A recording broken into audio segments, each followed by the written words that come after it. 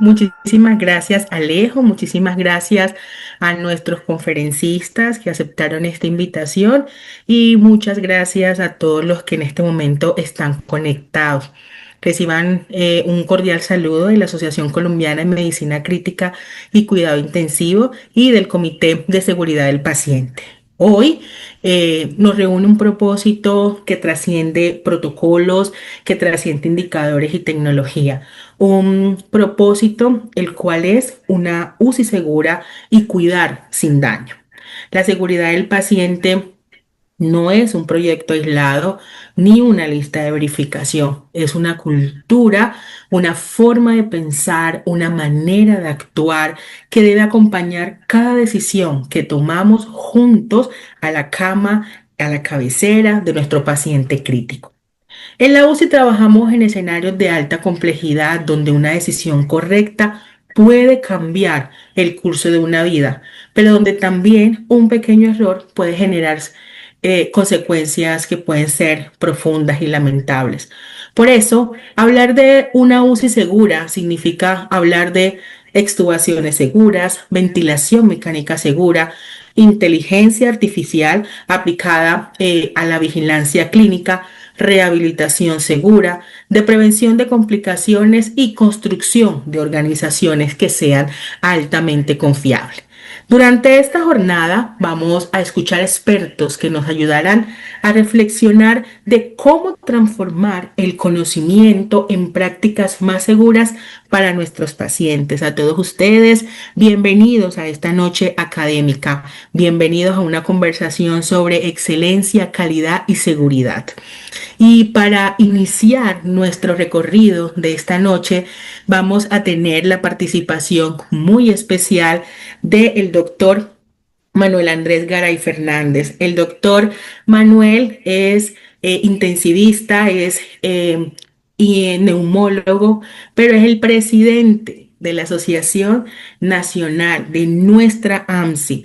Y lo vamos a tener acá abordando temas importantes de la ventilación mecánica, una herramienta que salva vidas, pero que también puede convertirse en una fuente de lesión cuando no la utilizamos de manera segura. Por eso, su charla, Seguridad en Ventilación Mecánica, cómo evitar el daño inducido por el ventilador, nos hará y nos abrirá, perdón, nuestra mentalidad a poder ventilar de forma segura a nuestros pacientes. Doctor Manuel, para nosotros es un honor tenerlo acá en el comité en nuestra semana de seguridad del paciente crítico. Bienvenido.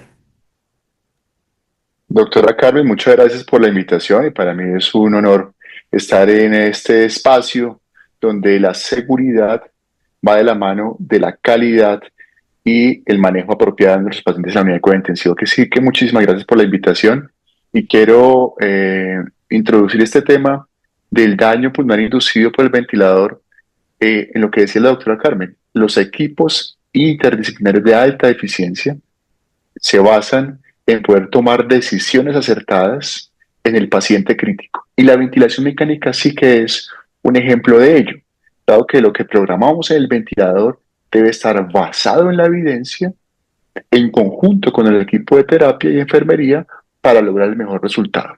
Así que los invito en este tiempo a hablar un poco sobre la ventilación mecánica, evitando el daño inducido por el ventilador. La agenda que les propongo para estos minutos es hablar un poco sobre la fisiología pulmonar aplicada a la ventilación mecánica en pacientes donde hay mayor disfunción pulmonar, que es el SDRA, avanzando por la medicina de precisión, como la protección pulmonar significa una estrategia ventilatoria segura y cómo la ventilación mecánica debe estar basada en la evidencia. ¿Cuál es el problema que afrontamos en los pacientes con SDRA? Es que los pacientes con distrés respiratorio, que es lo que vemos en la placa de tórax, tienen opacidades multilobares, trastorno de oxigenación, requerimiento de ventilación mecánica o soporte no invasivo y una disfunción pulmonar severa, que si vemos la histopatología de estos pacientes, puede ir desde la fase exudativa con membrana hialina, pasando con la fase proliferativa hasta la fase fibrótica. Y en los pacientes con SDRA no sabemos de manera clínica en qué fase se encuentra nuestro paciente o si el pulmón está en una condición donde hay una fase, por ejemplo, fibroproliferativa con áreas de fibrosis que pudiese generar un cambio en la mecánica pulmonar y deberíamos entonces ajustar el ventilador a nuestros pacientes. El otro problema es que al mismo tiempo que existe un trastorno en la oxigenación, tenemos una alteración en la función y la mecánica respiratoria. Aquí vemos 4 fotografías de pacientes con disfunción pulmonar opacidades en 4 cuadrantes, trastorno en la oxigenación, que cursa con alteración en la mecánica del sistema respiratorio y alteración en la oxigenación como función. Avanzamos con criterios clínicos desde Berlín, pasando por Kigali y recientemente publicaciones que incluyen, además de la intubación orotraqueal, el soporte con ventilación, con cánula nasal de alto flujo y ventilación mecánica no invasiva, criterios de hipoxemia basados no solamente en la PAFI, sino también en la SAFI, opacidades multilobales no solamente vistas en radiografía de tórax, sino también con ultrasonido, y cómo variables de oxigenación deberían ser ajustadas a nuestro entorno de recursos económicos en algunas zonas del mundo limitados. Sabemos que el SDRA es una condición de alta mortalidad y sabemos que el estudio LungSafe, el estudio epidemiológico más importante de SDRA, habla de mortalidades que van desde el 34 hasta el 50%. Por eso deberíamos entender que cuando nos aproximamos a un paciente con disfunción pulmonar severa y SDRA, deberíamos no solamente hablar de la oxigenación, de los cambios fisiológicos por trastorno de oxigenación, sino también de los cambios en la mecánica pulmonar, en el drive respiratorio y en la morfología de la disfunción pulmonar. Por supuesto, existen variables etiológicas, variables biológicas que alteran el componente pulmonar que se traducen en variables mecánicas y de oxigenación que van de la mano de estrategias ventilatorias que deberían ser lo más cercanas al proceso individual de los pacientes. Pero para poder aproximarnos al problema clínico en cada paciente deberíamos entender cómo es el comportamiento fisiológico en cada uno de ellos. Por eso la fisiología pulmonar en esa área es relevante. Sabemos que la distensibilidad pulmonar se define como los cambios de volumen por cambios de presión. Y entendemos que los pacientes con SDRA cursan con una distensibilidad pulmonar disminuida, lo que hace que, a pesar que tengamos cambios de presión, tenemos pocos cambios de volumen, a lo cual definimos como trastorno en la mecánica pulmonar mediada por una distensibilidad pulmonar disminuida. Y no solamente en SDRA, en pacientes con fibrosis pulmonar y con edema pulmonar podemos tener esta variable. Ya veíamos esas 4 radiografías donde esos pacientes tienen un componente parenquimatoso que puede generar un cambio en la mecánica con un trastorno de distensibilidad. Al mismo tiempo, debemos entender que la mecánica pulmonar está incluida por la pared torácica y por el componente pulmonar. Y si vemos cómo esa construcción de la curva de distensibilidad se compone de la mecánica de la pared torácica, fíjense ustedes cómo se comporta la mecánica de la pared torácica y la mecánica del pulmón, que cuando se integran dan esta curva sigmoidea con el punto de reposo del sistema respiratorio, que es la capacidad residual funcional. Y la heterogeneidad cumple un papel fundamental en el reto de ventilar pacientes con distensibilidad pulmonar disminuida, porque no en todas las zonas del pulmón tenemos la misma distensibilidad. Esta es una tomografía donde ustedes ven en las áreas dependientes de gravedad existe colapso de unidades alveolares, donde seguramente la distensibilidad está más comprometida que en áreas no dependientes de gravedad, donde existe aireación del espacio alveolar preservado, donde la distensibilidad seguramente será cercana a la normalidad, lo cual da un componente de heterogeneidad en ese pulmón que ventilamos con un volumen corriente definido, con un PIB definido, con un tubo orotraqueal en la tráquea. Pero esos cambios de volumen corriente y de presión se distribuyen en ese parénquima pulmonar tan heterogéneo. Por eso debemos entender variables como el estrés, definido por la tensión a la cual se someten las paredes de los alveolos, definidos por la presión transpulmonar, que sabemos que es la diferencia entre la presión de la vía aérea menos la presión pleural, y la deformabilidad a la cual sometemos el pulmón a través de los cambios de volumen a partir de la capacidad residual funcional. Y si se integran esas dos variables, tanto el estrés como la deformabilidad o strain, sabemos que tendrá que tenerse en cuenta la estancia específica, que sería el comportamiento específico en esas áreas dependientes o no dependientes de gravedad, en el ejemplo que vimos previamente, como ese comportamiento tanto del estrés como del strain o deformabilidad sea de manera independiente. Cuando sometemos a un paciente a la ventilación mecánica, sabemos que existen fuerzas de distensión y fuerzas de deformabilidad, en la cual el paciente puede llevar su pulmón de capacidad residual funcional a capacidad pulmonar total, lo cual llevará a trauma, a ruptura de esos puentes de la estructura alveolar y llevará a biotrauma.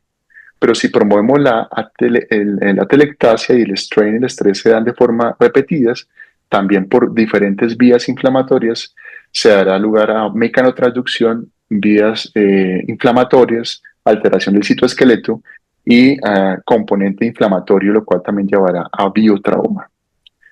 El componente de deformabilidad y de strain tiene un límite. Y fíjense ustedes cómo en la medida en que se dan presiones transpulmonares mayores, habrá una mayor deformabilidad, un mayor biotrauma y estrés por ruptura. Y eso, digamos que deberíamos evitarlo porque ya en algunos modelos eh, evaluados, presiones transpulmonares muy altas llevan a que exista una infiltración eh, inflamatoria más severa, fíjense ustedes como la membrana hialina, en modelos donde existe una presión transpulmonar más alta, es decir, un estrés mayor, habrá mayor lesión pulmonar.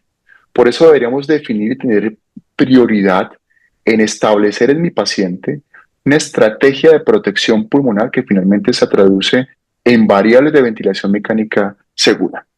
Un poco para entender por qué es importante disminuir la deformabilidad del parénquima pulmonar de los pacientes con SDRA. Traigo esta publicación clásica del grupo italiano de Luciano Lattinoni, en el cual se hace evidente cómo menor strain, fíjense ustedes, como con un volumen corriente más bajo y un PIB más alto, logro disminuir esas áreas rojas que se definen como áreas de deformabilidad o strain.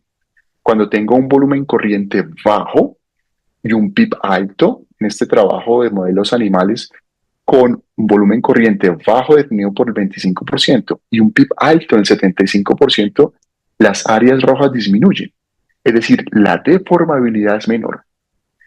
Y en ese último modelo, fíjense ustedes cómo existe menor infiltración neutrofílica, menor membrana hialina, menor fibrosis intersticial y se hizo una evaluación de interleuquina 6 como mediador inflamatorio y se ve estadísticamente significativa menor volumen de ese biomarcador, lo cual define que si quiero proteger mi pulmón, si quiero dar ventilación mecánica segura, debo establecer estrategias ventilatorias protectoras con volúmenes corrientes bajos y PIB alto.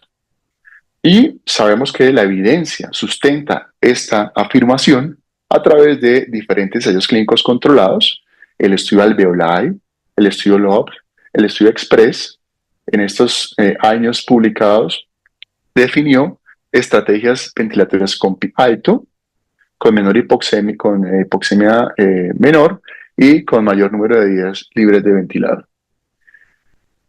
Y esos tres trabajos se reúnen en este metaanálisis que todos conocemos, donde los pacientes con SDRA con PIB alto tuvieron menor riesgo, ajustado en este caso, de mortalidad hospitalaria y de mortalidad en la unidad de cuidado intensivo, cual significa una prioridad en los pacientes con SDRA y hace parte de la ventilación mecánica segura utilizar un PIB alto en los pacientes con titulación adecuada.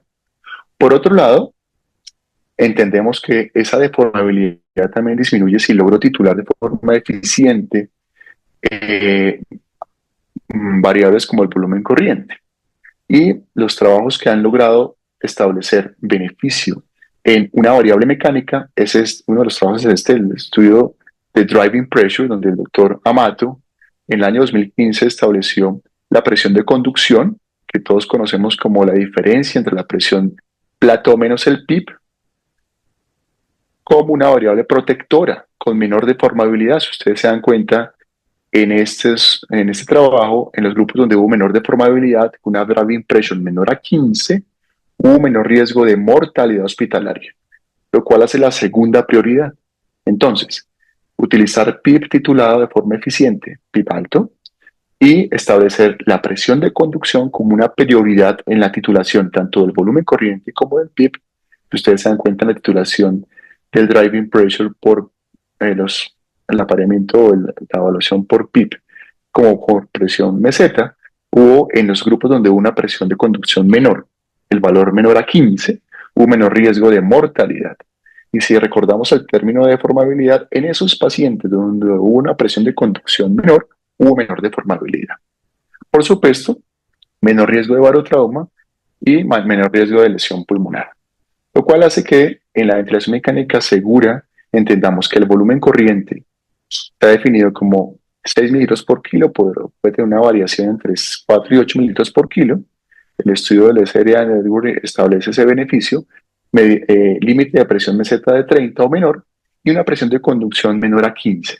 Esas tres variables deberían hacer parte de nuestra lista de chequeo cuando ventilamos tanto protectoramente como de manera segura a los pacientes con SRA.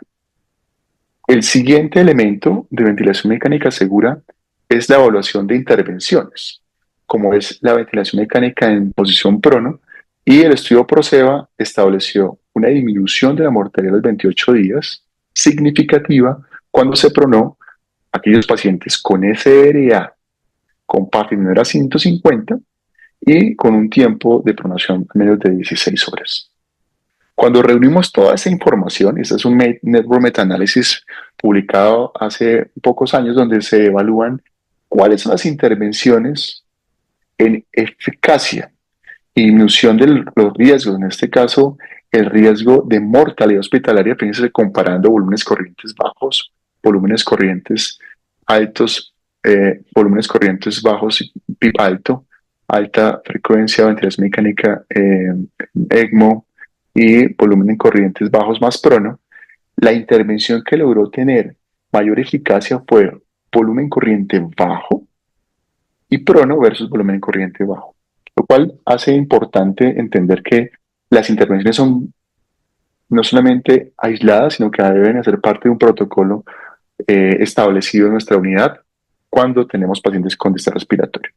La evolución ha ido generando evidencia a través del entendimiento de la mecánica pulmonar hasta el concepto de la energía a la cual sometemos el pulmón. Y el mechanical power es quizás el elemento que de manera actual está siendo cada vez más estudiado, entendido como cuál es el número de veces al cual someto a los cambios de distensibilidad al movimiento del gas y el requerimiento de PI para mantener abierto el pulmón. Esto genera diferentes variables, tanto desde el punto de vista del comportamiento de las resistencias, de la distensibilidad y cómo el PIB también tiene un efecto sobre la mecánica pulmonar. ¿Y cuando se produce lesión? El mechanical power fue evaluado en este modelo animal donde se sometió a 32 ratas con mechanical power bajo, volumen corriente bajo, y el otro extremo con mechanical power bajo y volumen corriente alto, y se evaluó donde la peor combinación sería donde existe volumen corriente alto, por supuesto mayor inflamación y alta energía sobre el parénquima pulmonar. Existe un daño significativo evaluado en estas microfotografías, histología, donde existe mayor infiltración y alteración de la mecánica del parénquima pulmonar. Pero en el otro extremo, si someto a volúmenes corrientes bajos, que sería lo protector, pero además de eso someto a una energía alta, sigue siendo lesiva esa ventilación, lo cual debo entender que no solamente el volumen corriente bajo es la intervención que debo someter al pulmón, sino también a menor energía específica. Y finalmente, hablando del sistema respiratorio, y entendíamos que el sistema respiratorio es la integración del pulmón y el tórax.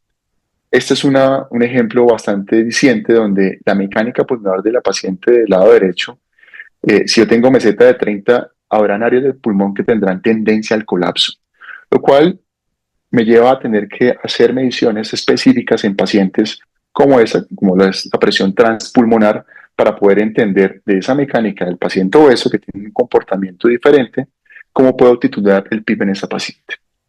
Para cumplir el tiempo destinado para esta conferencia, diría que los mensajes para llevar son: las medidas fisiológicas hacen parte de la medicina personalizada y de la ventilación mecánica protectora y segura. La ventilación mecánica ajustada al tamaño y a los cambios de la distensidad pulmonar hacen parte del entendimiento de la mecánica, que tiene traducción en decisiones clínicas eficaces. La protección pulmonar no significa solamente cilindros por kilo en todos los pacientes. Y en cada paciente tendré que titular de forma eficiente a través de presión de conducción, a través de presión transpulmonar o titulación del PIB, con diferentes medidas a tener en cuenta. Y deberíamos priorizar monitorizar variables fisiológicas: la presión meseta, la distensibilidad pulmonar, la presión de conducción como variable importante, pues sabemos que tiene un efecto sobre la mortalidad, y la presión transpulmonar en algunos pacientes que lo requieren. Muchísimas gracias por su atención, y a la doctora Gómez nuevamente muchas gracias por su invitación. Manuel, por tan excelente presentación. Hoy podemos entender que el SDRA no es una enfermedad homogénea, sino un pulmón heterogéneo, y eso debemos tenerlo claro para que cambiemos nuestra forma de ventilar. La ventilación segura comienza, como usted lo dijo, doctor, cuando dejamos de perseguir únicamente parámetros y empezamos a respetar la fisiología, la fisiopatología del paciente que tenemos al frente, individualizar. Creo que ha sido el mensaje que hemos dejado a lo largo de esta semana académica: individualizar a nuestro paciente, y en ventilación mecánica no es menos. Entonces, ventilar con volúmenes bajos pero individualizados, limitar el estrés pulmonar pero individualizado, y sobre todo respetar la fisiopatología del pulmón heterogéneo son pilares fundamentales de una ventilación segura. Muchísimas gracias, Muchas doctor. gracias, doctora. A nuestro público queremos decirle que pueden dejar sus preguntas y al final las responderemos. Uno de los puntos más críticos cuando ventilamos a un paciente es precisamente cuando tenemos que quitar esa ventilación mecánica, cuando tenemos que extubar al paciente. Y para hablar de extubación segura, hoy tenemos la fortuna de contar con la fisioterapeuta Eliana Castaño Sarur. Eliana es especialista en cuidado crítico del adulto, es la coordinadora de fisioterapia clínica de la Clínica CUMI de Montería. Eliana, bienvenida.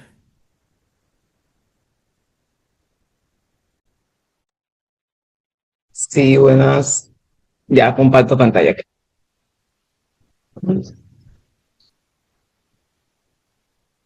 Bueno, buenas tardes, buenas noches ya, prácticamente. ¿Están viendo mi pantalla? Y la vemos. Sí. Ok.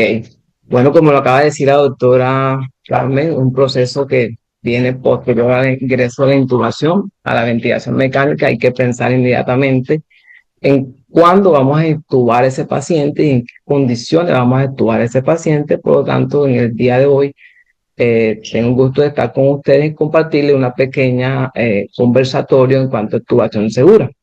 Entonces, lo quise dominar, ayudar un poco también aquí la presentación en cuanto a la forma, manual contenido por medio de la IA, pero pues le quisiera como devolviendo la autonomía y dignidad a ese paciente crítico, sabiendo que ese paciente automáticamente apenas ingresa a la ventilación mecánica invasiva, pues digamos, se vuelve un paciente un poco más complejo y de mayor, eh, digamos, un poquito más de criterio para seguir abordando. Entonces, sin más preámbulo, continuamos y para ello, pues, está más que estandarizado, nos dicen las guías, los artículos, la nueva evidencia, que si contamos con protocolos estructurados, esto nos va a reducir el tiempo de asistencia ventilatoria incluso un 25%. Por eso debemos estandarizar nuestra práctica diaria y para con ello disminuir la incidencia de esos eventos adversos, como son en este caso un proceso de reintubación. Entonces, hay un concepto entre pues ese winning o ese inicio de este ventilatorio hasta llegar a ese proceso de retirada de ese tubo orotraqueal. Entonces, para ello, pues hay que evaluar primero si ese paciente está en esas condiciones de iniciar una ventilación espontánea o prepararlo, debemos prepararlo inicialmente para esas ventilaciones espontáneas, y para ello tenemos que tener en cuenta que debe tener un equilibrio entre la fuerza muscular, la carga resistiva y el drive central del paciente, ¿sí? Para poder llevar o iniciar ese proceso de winning ventilatorio. Y como podemos ver aquí, lo que está como un puente, nos dice que pues, hay que pasar por varios pasos para llegar a esa retirada de ese tubo. Y al final de la retirada, entonces vamos a ver esa capacidad que va a tener ese paciente para mantener o permeabilizar una vía aérea, ¿cierto? Entonces nos dicen las guías que igual si tenemos procesos de reintubación, eso se va a dar entre un 10 y un 25% en las primeras 72 horas de esos pacientes, y que con ello nos puede llevar a una mortalidad asociada a ese proceso de reintubación que está, según la guía, entre el 23 y 50%. Y al momento de que yo reintubo ese paciente, pues voy a tener más días de ventilación mecánica, por ende, ¿cierto? Porque toca evaluar cuál fue la causa que le llevó a ese fracaso, y eso que nos va a llevar a que ese paciente de buena más conectado a la ventilación no pueda generar eventos adversos también como otros en la atención en salud, en este caso, las neumonías asociadas a la ventilación mecánica, y como tal, aumentaría los costos en el sector salud. Entonces, para ello, debemos tener presente un equilibrio que haya entre dos dominios, como son: el paciente puede respirar, el paciente puede proteger su vía aérea. Entonces, en el dominio respiratorio tenemos que ver esa capacidad que tiene el paciente de su fuerza muscular para iniciar ese trabajo respiratorio. Y ahí que vamos a verlo mediante las pruebas de ventilación espontánea, ¿cierto? Ahora bien, el segundo ítem, proteger la vía aérea. Si es capaz de ese paciente proteger su vía aérea, tiene una tos fuerte, eficiente, vigorosa, entonces vamos a tener las herramientas de evaluación de la tos por medio del score de vía aérea, ¿cierto? Si el paciente, qué tantas secreciones maneja mi paciente, y con ello, pues, una serie de pasos que veremos a continuación. Sin dejar más a un lado ese paciente también neurocrítico, que actualmente salió un avance científico, un artículo que nos dice, que salió este año, ¿sí? Que en este tipo de pacientes ya está reevaluado, digamos, la prueba de ventilación espontánea es irrelevante. Aquí lo relevante es la capacidad de ese paciente de toser, de mantener una tos vigorosa, ¿sí? Y más que ese estado de conciencia, ¿sí? Entonces aquí entra de pronto, siempre entramos en un debate entre qué sería la mejor prueba para este tipo de paciente. Entonces resulta que los pulmones acá están sanos y lo que tenemos es fallo a nivel central. Entonces debemos evaluar aquí primordialmente la tos vigorosa de ese paciente. Continuando con ello, el nuevo signo vital de ese paciente neurocrítico es esa tos, como les decía, pesa más la tos que incluso ese nivel de estado de conciencia, porque a veces nos limitamos, listo, no, tengo que esperar que llegue a un 15-15 para, pues, digamos, iniciar ese proceso de winning y posterior retirada del tubo. Pero entonces, ya que nos dice la evidencia, no, usted tiene un paciente de pronto con un glaco un poco más bajo, pero tiene el paciente una tos vigorosa, una tos fuerte, tiene unos pulmones sanos, ¿cierto? Puedo darnos esa oportunidad para extubar a ese paciente. Sin más a un lado, dejar también el pico flujo máximo, que también debe estar medido entre 60 litros por minuto, que también nos predice ese éxito en el proceso de winning para llevar a retirar ese tubo. Otro aspecto muy importante que está, pues digamos, ha sido bastante incursionado en estos últimos tiempos, y es que unos avances que se ha visto la ciencia, y es el uso de la ecografía diafragmática. Y es que el enemigo silencioso que tenemos en la unidad de cuidados intensivos es la sarcopenia, que esta es multifactorial al estado nutricional, al estado hemodinámico de mi paciente, ¿cierto? Y eso nos lleva a una atrofia muscular y el primer músculo que se atrofia en este caso de ventilación es el diafragma. Y automáticamente apenas inician las primeras 72 horas ya estamos presentando atrofia significativa de ese diafragma. De ahí entonces la importancia de hacer un monitoreo ecocardiográfico, ¿cierto? Que nos va a diferenciar, digamos, o nos va a definir un poco más la conducta a seguir con mi paciente, ya sea incluso en qué momento pueda hacer ese proceso seguro de extubación, ¿sí? Si el paciente de pronto está requiriendo, pues, una rehabilitación previa antes de ese proceso de extubación y para llegar a hacer una extubación segura, ¿cierto? Entonces, ellos nos refieren que existen unas metas para realizar una extubación segura y estas son, ellos evalúan lo que es la expulsión diafragmática, la fracción de engrosamiento, que esta debe estar la expulsión diafragmática mayor de 10.5 y se ha evidenciado que con estos valores podemos predecir el éxito del proceso de extubación. Y una fracción de engrosamiento mayor del 34.2% que también nos precise el éxito, cómo está la capacidad contráctil de ese músculo diafragmático para iniciar una respiración espontánea sin soporte.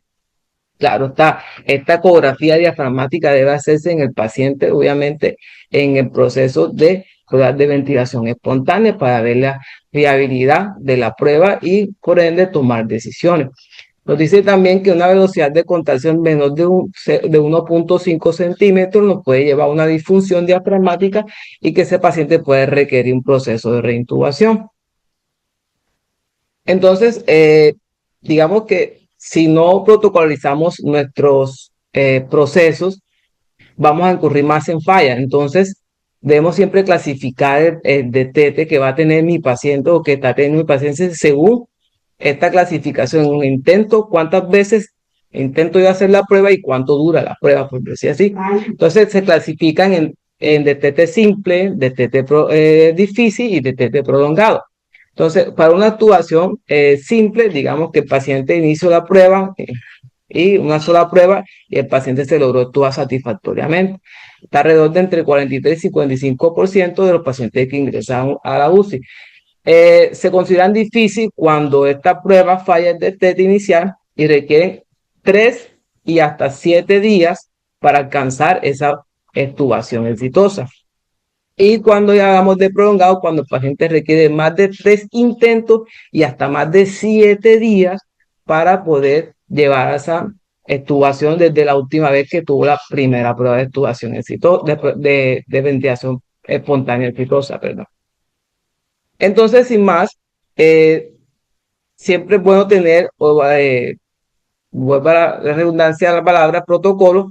Entonces, existe un algoritmo o digamos que la ciencia nos han brindado con la evidencia que podemos entonces diferenciar varias fases en este proceso de extubación como son fase de preparación y evaluación de riesgo. ¿Qué vemos aquí? Primero, está resuelta la causa que lo llevó al paciente a la ventilación mecánica o por lo menos está en ese proceso de resolución.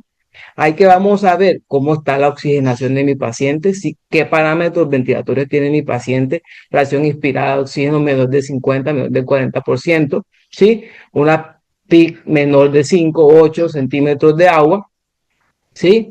Cuánto está la PO2 de mi paciente. Vemos cómo está la ventilación por medio de los gases arteriales, ¿sí?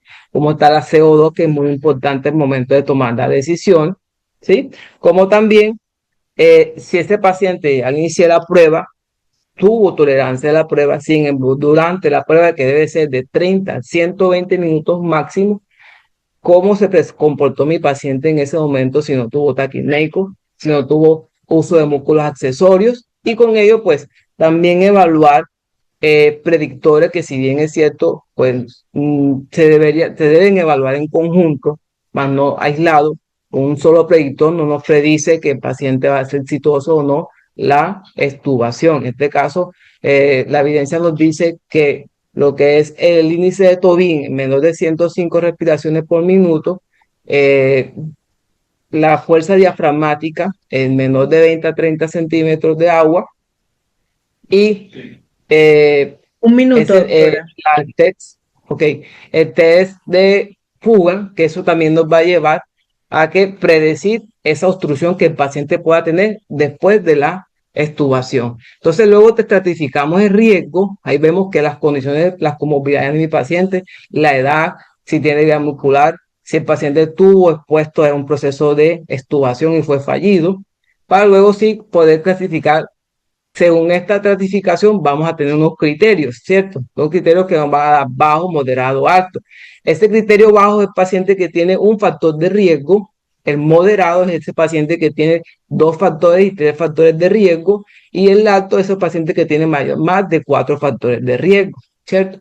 Entonces, para luego pasar ya a la fase de acción y soporte, es cuando, de acuerdo al riesgo que yo estratifique a mi paciente, voy a elegir qué tipo de soporte le voy a dar post-extubación. Entonces, en este caso tenemos bajo riesgo, podemos tener oxigenoterapia convencional, riesgo moderado, cánula nasal de alto flujo, y riesgo alto, cánula nasal de alto flujo, más ventilación mecánica no invasiva, siempre conservando las constantes de saturaciones en meta mayor del 92% y estabilidad hemodinámica.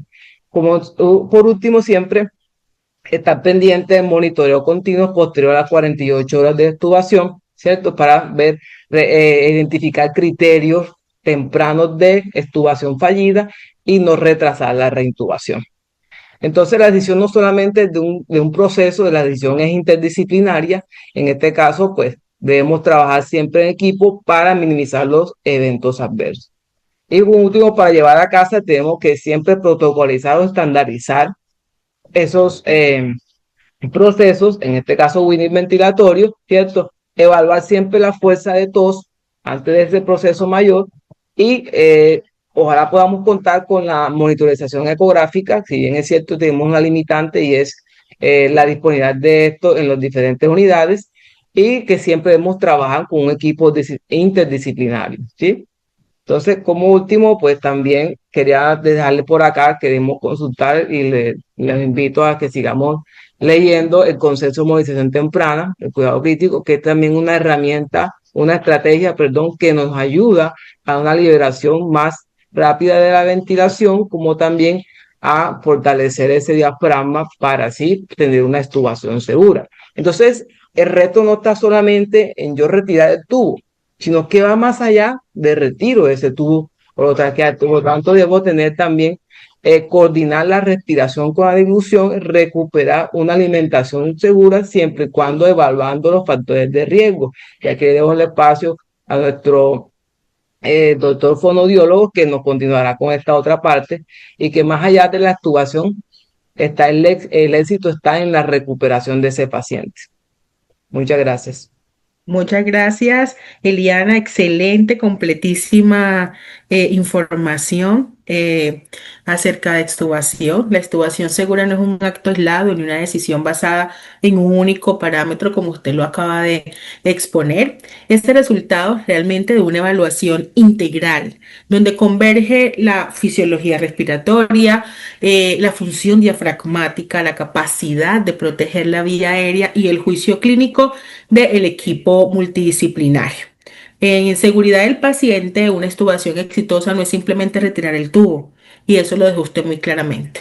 Es lograr que el paciente continúe respirando con seguridad, evitando complicaciones y reduciendo ese riesgo de reintubación.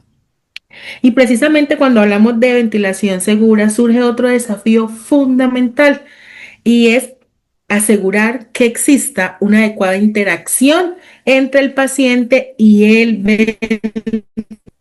ventilador. Para eso tengo el honor de contar hoy con Joana Carolina Hurtado. La doctora Joana es terapeuta respiratoria, es especialista en cuidado crítico y gerencia hospitalaria, es la coordinadora del Comité de Medicina Crítica de Altitud de la AMSI, es coordinadora del Comité de Tecnología de Cuidado Crítico AMSI-TECH de la AMSI y nos va a hablar hoy de un tema muy importante: identificación segura de asincronías con inteligencia artificial. Entonces, Joana, mil gracias por aceptar nuestra invitación. Te dejo para que nos deleites de tecnología y ventilación mecánica. Bueno, muy buenas tardes. De verdad. Bueno, buenas noches ya. Es un placer para mí poder acompañarlos en este espacio y me encanta este momento porque desde la charla del doctor Garay hemos profundizado en todos los elementos que van constituyendo la utilización de la ventilación mecánica, por supuesto, para mejorar los beneficios de los pacientes. La doctora Adriana nos acaba de hablar todo el tema relacionado con la extubación, pero entre que el paciente se intuba y el paciente se extuba, suceden muchas cosas y nos enfrentamos a muchas complejidades, no solamente por el estado agudo del paciente, que puede ser severo e inestable, sino también la necesidad que nosotros tenemos de que el soporte ventilatorio como soporte vital se dé de la mejor manera. Y de la mejor manera significa que la capacidad que tenga el ventilador de adaptarse al comportamiento del paciente, comportamiento en términos de lo que el paciente tiene, necesita y debo ofrecer, es esencial. Y esto, entre muchos otros conceptos que mencionaba el doctor Garay, nosotros hablamos de la sincronía ventilador-paciente, paciente-ventilador, que corresponde a la capacidad que los dispositivos o las máquinas tengan de coordinarse con el esfuerzo que tiene el paciente, pero también con las necesidades de oxigenación y mecánicas que tiene el paciente. Y esto es un concepto relativamente nuevo, y voy a decir relativamente nuevo, porque antes del 2000, es decir, en el siglo pasado, podemos decir claramente, la ventilación mecánica era una ventilación ruda, era una ventilación extremadamente mecánica, en donde la fuerza de insuflación se daba con la capacidad de trabajo que tuviera la máquina para que al costo que fuera, entre comillas, se insuflara el paciente y se alcanzaran las metas de oxigenación y ventilación. Esto en el siglo pasado también nos llevó a tener un estilo de ventilación en el que la prioridad era que el ventilador tomara el control del paciente y fuera capaz de alcanzar la oxigenación, de alcanzar la ventilación con una aplicación de fuerza desbordada muchas veces, lo que resultaba en barotrauma, lo que resultaba en neumotórax, pero no entendíamos sobre los años 60, sobre los años 70, el impacto deleterio que podía tener esta fuerza de trabajo sobre el parenquima pulmonar. Hacia el final del siglo XX empiezan a salir los ventiladores de tercera generación, que no solamente trabajaban con la fuerza mecánica de insuflación, sino que ya empiezan a integrar algunos datos, particularmente en relación a tiempo, presión y volúmenes, y estos datos nos permitían ir entendiendo un poco más que esta fuerza con la que insuflábamos el pulmón podía ser deletérea o no en la búsqueda del objetivo terapéutico. Solamente hasta la primera década de este siglo, es decir, en los primeros 10 años, nosotros empezamos a tener avances biotecnológicos en los ventiladores que bajo algoritmos simples nos permitían tener la detección rudimentaria de algunas asincronías. Obviamente las personas más jóvenes en el cuidado intensivo, que son nuestro relevo generacional, no conocieron ventiladores sin monitoreo gráfico, pero quienes nos formamos en la ventilación atrás de la Dulestar 2000, por allá con el Servo 900, el 7200, el MA2+2, eran ventiladores que no nos daban información relevante en términos del impacto que estábamos teniendo de manera detallada, pero que todos estos ventiladores de la primera década sí nos empiezan a mostrar gráficas, nos empiezan a mostrar umbrales basados en flujo, en presión, y estas gráficas que inicialmente nos empiezan a dar luces, no solamente de lo que insuflamos o no insuflamos, reclutamos o no reclutamos, sino cómo se está sincronizando el paciente. Ya en la segunda década empiezan a generarse los avances del aprendizaje automático en la medida en que se van desarrollando nuevas tecnologías en ventilación mecánica, con el liderazgo de algunas casas alrededor del mundo, algunas casas europeas, otras americanas, y empieza la fase del aprendizaje automático clásico, donde los ventiladores empiezan a integrar no solamente el monitoreo continuo y constante, sino que además empiezan a afinar la precisión con las características del entendimiento de la graficación, pero el análisis lo hacía 100% el clínico. Ya hacia la tercera década, hacia la segunda década, entonces entre el año 2000 y 2020, fíjense ustedes que empezó lo que llamamos un aprendizaje más profundo, el deep learning, donde hay análisis automático en tiempo real, donde a los ventiladores se les empiezan a integrar redes neuronales que no solamente afinan la precisión del análisis, sino que se van nutriendo de una gran cantidad de datos que nos permiten ser más precisos, pero además ofrecer un monitoreo continuo. Y ya en esta década que estamos recogiendo, que es el presente y hacia dónde se está dirigiendo el futuro, es la integración de la IA, no solamente para detectar en tiempo real y de manera precisa las asincronías, sino que también se empiezan a integrar algunos flujos de información para que estos sistemas sean capaces de soportar además decisiones clínicas y tener análisis de asa cerrada para la implementación oportuna de correcciones. Este histórico es importante y lo quería mencionar porque cuando históricamente vemos lo que teníamos en ventilación mecánica versus lo que hoy nos ofrece la industria, siempre en la mitad va a estar el clínico que debería en el entorno del cuidado intensivo considerarse como un experto humano. ¿Esto qué significa?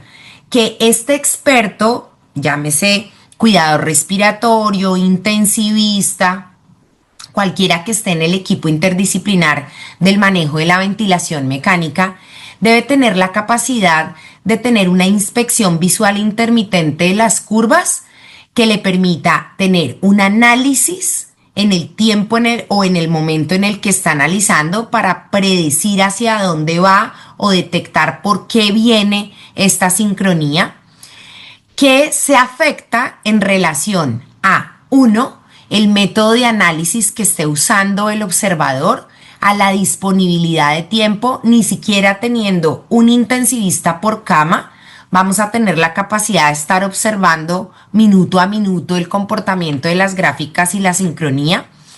Es dependiendo el momento en el que el observador lo vea, el que identifica o no la sincronía, y esto se da con una alta variabilidad entre observadores. El ser humano también puede estar sujeto a fatiga cognitiva, es decir, que no siempre vamos a ver de la misma manera el análisis gráfico, y por supuesto la sensibilidad varía no solamente entre individuos, sino en el mismo individuo en los momentos en los que se revise el monitoreo gráfico. Por lo tanto, es importante tener en cuenta que cuando un experto humano realiza el análisis de las asincronías, existen importantes factores de variabilidad, pero todo experto clínico siempre va a tener la ventaja de que el hallazgo lo puede correlacionar con el contexto clínico y por lo tanto tener intervenciones no solamente oportunas sino efectivas. Por otro lado, cuando hablamos de la integración de las nuevas fases o las nuevas oportunidades con inteligencia artificial, vamos a tener sistemas, algoritmos, software o flujogramas que nos permiten, por un lado, tener un análisis automatizado de las señales que se van a dar por diferentes algoritmos que se implementan no solamente en el ventilador, sino en los sistemas de integración e interoperabilidad. A diferencia del individuo, esto va a tener un monitoreo continuo las 24 horas del día, todo el tiempo que el paciente esté conectado al ventilador, y por lo tanto vamos a tener miles de datos reclutándose paciente a paciente, hora a hora, lo que permite la alimentación continua del sistema. Vamos a tener que en teoría también estos modelos no deberían verse afectados por la fatiga cognitiva o la carga laboral, y vamos a tener también el continuo monitoreo, entre comillas, sin la supervisión humana. Es decir, que cuando miramos el pasado en el análisis de las asincronías y el futuro con la integración de la IA, encontramos que uno no reemplaza al otro, pero que probablemente la mejor estrategia se basará en la colaboración humano-inteligencia artificial para disminuir no solamente las asincronías, sino que para que cuando se presenten las identifiquemos tempranamente, correctamente y por tanto las podamos intervenir. Dicho de otro modo, cuando nosotros hablamos de la integración de la inteligencia artificial en el manejo de las asincronías, nosotros tenemos que ver tres cosas como los pilares de esta discusión, y es: uno, ¿cuál es el reto en cuidado crítico hoy con nuestros equipos especializados? Y hablo del equipo humano junto con las tecnologías de ventilación mecánica. Y es que las asincronías son un hecho, son frecuentes y son relevantes en el paciente que está ventilado y se asocian a mayor morbimortalidad, disconfort y en tiempo de ventilación mecánica. ¿Qué significa? Que no es un reto menor y que las consecuencias de las asincronías tienen impactos en desenlaces duros y blandos cuando hablamos de pacientes en la unidad de cuidados intensivos. Por lo tanto, la detección y corrección oportuna va a mejorar la respuesta del paciente y, por supuesto, la eficiencia del tratamiento. ¿Qué significa esto? ¿O qué esperamos nosotros en el futuro de la inteligencia artificial en asincronías? Uno, que los equipos que tengan software o herramientas de IA nos permitan o nos faciliten la detección automática en tiempo real de las asincronías, que estos sistemas nos permitan un análisis continuo, es decir, que minuto a minuto el sistema aprenda del comportamiento del paciente y nos permita adaptar de manera más fácil las estrategias ventilatorias, que nos permita tener alertas tempranas en la identificación de las asincronías persistentes, pero también nos permita proyectar el riesgo de deterioro en el caso de que el paciente esté presentando este riesgo, y que nos permita hacer un ajuste inteligente. Es decir, que la integración de la inteligencia artificial hoy, junio del 2026, alrededor de la industria de desarrollos biotecnológicos, está trabajando en optimización de estos sistemas para que haya mejores resultados clínicos, haya mayor confort del paciente, las decisiones que tomen los clínicos sean basadas en datos reales y precisos. Nos permitirá seguramente con estos programas de implementación fortalecer al equipo de salud y, por supuesto, hacer un uso eficiente de recursos. Ahora bien, esto es, y quiero dejar parte del mensaje sobre la mesa, esto es como un sueño que se está construyendo, que si lo vemos antes del 2010 fue un sueño muy inalcanzable, entre comillas, porque los desarrollos tecnológicos no llegaban hasta allá, pero tal vez en los últimos 12 a 15 años el crecimiento que hemos tenido en este aspecto supera las últimas o previas 4 décadas en el avance de la integración de este tipo de herramientas en la ventilación, pero esto tiene hoy dos componentes importantes. El primero, y me disculpan, voy a usar una frase coloquial, esto no se ha terminado de inventar, es decir, tenemos un par de marcas de ventiladores con unas herramientas interesantes, pero no existe en este momento un ventilador que cumpla ese ciclo que mencionaba en la diapositiva anterior, y por lo tanto, cualquier selección de tecnología que ustedes vayan a integrar en sus UCIs debe tener una identificación de herramientas que tengan modelos validados, que tengan algoritmos específicos, que hayan sido sujetos a pruebas que nos aproximen a la precisión de la validación de los datos. Tenemos que, sin duda alguna, integrar no solamente al terapeuta respiratorio, al fisioterapeuta y al intensivista, sino que en estos procesos de integración de la IA, sí o sí, tenemos que integrar a nuestros ingenieros de datos, a nuestros ingenieros biomédicos y a todos aquellos que sean capaces de educar al equipo clínico sobre los procesos tecnológicos que detectan la IA, las limitaciones de estos software y la interoperabilidad. Y siempre el equipo clínico debe estar educado sobre las limitaciones del sistema. Es decir, que nosotros como clínicos acá tenemos que conocer no solamente qué es una asincronía, qué tipo de asincronía es, qué la ocasiona, cómo se corrige, sino que también tenemos que tener claro en la IA que escojamos o que integremos o a futuro en el equipo que compremos cómo funciona. Y siempre tenemos que estar preguntándonos las objeciones y desafíos de las tecnologías que integramos, así como los planes de mejora. Recordemos que a hoy, 2026, las propuestas tecnológicas, que si bien hay unas muy atractivas en el mercado, todavía tienen lo que llamamos la caja negra y las debilidades en la explicabilidad de la comprensión del razonamiento algorítmico en la detección de las asincronías. Todavía los software que tenemos en el mercado nos pueden dar falsos positivos y pueden inducir al equipo interdisciplinar a fatiga o de sensibilización de las alarmas.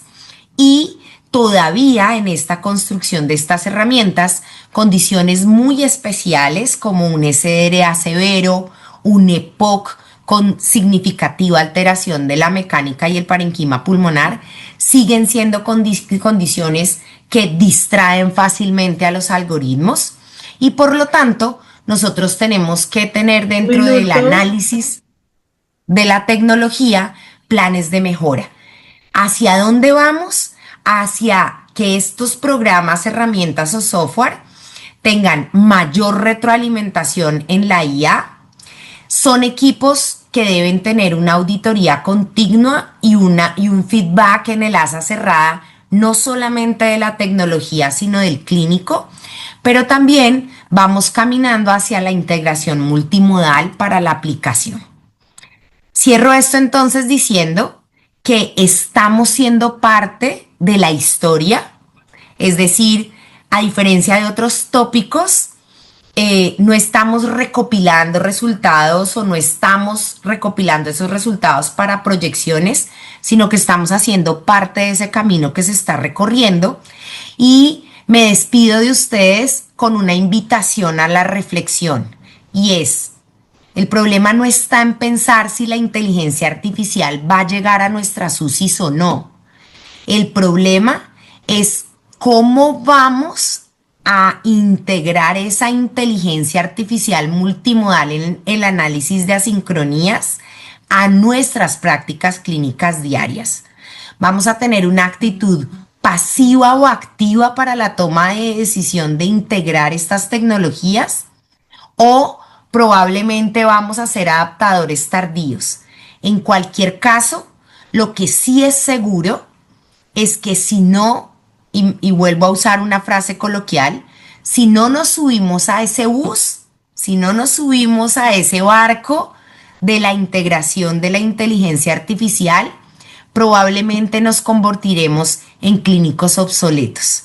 Por lo tanto, la invitación es a que recibamos el futuro, que no es adelante, es ahora. Muchas gracias.